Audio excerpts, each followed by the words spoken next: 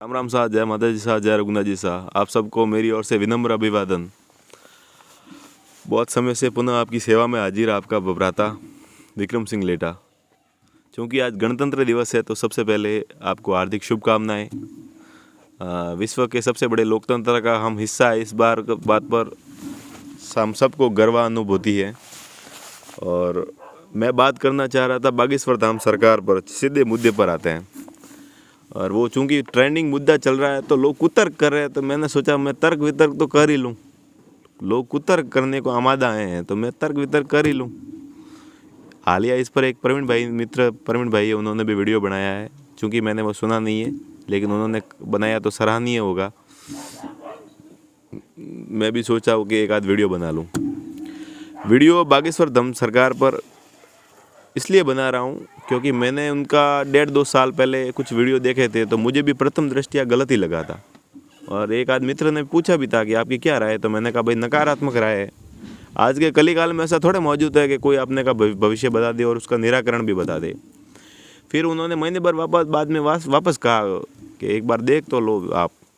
मैंने वापस पुनः वीडियो देखे, महीने भर वीडियो देखे होंगे। मैंने सोचा कभी ना कभी तो कुछ खामी या ऐसी कुछ बात मिलेगी जिससे साबित हो कि बाबा जी कुछ गलत कर रहे हैं।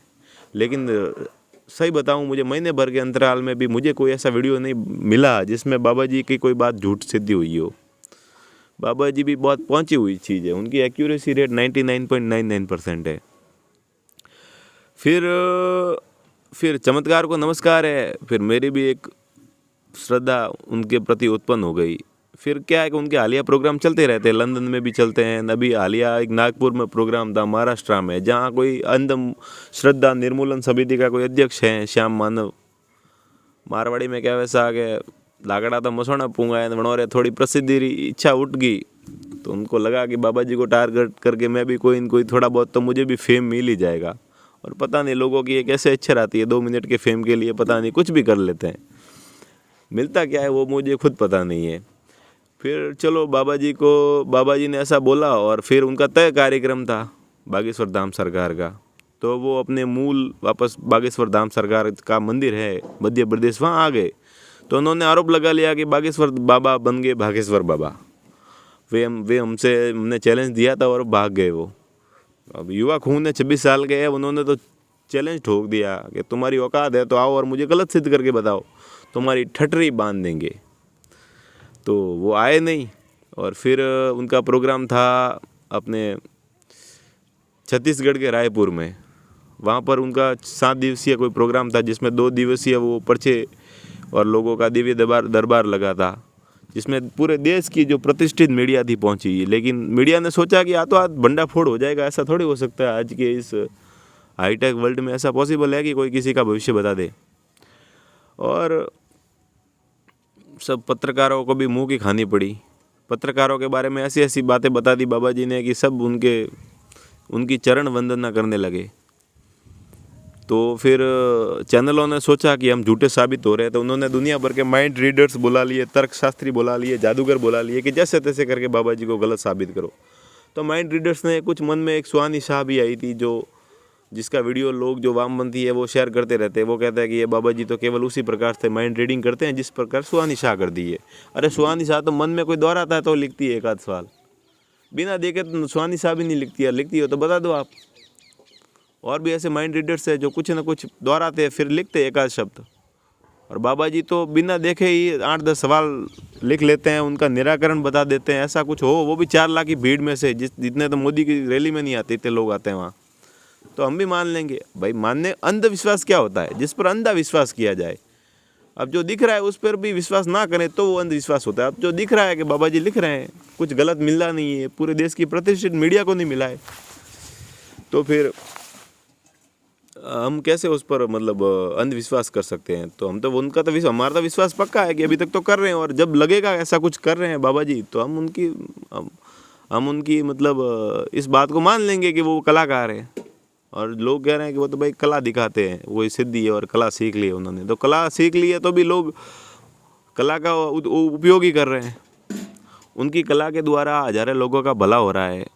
लोग अगर कोई डिप्रेशन में जाता है तो एक प्लेसिबो इफेक्ट करके होता है मेडिकल टर्मिनोलॉजी में, जिसमें क्या होता है कि 20 गोलियां हो, 10 गोलियां अपन पैरासीटामोल की दें और 10 गोलियां केवल आटे की दे दें और लोगों को बताएं कि हमने तुमको पैरासीटामोल दी थी, उनका दर्द अपने आप कम हो जाएगा।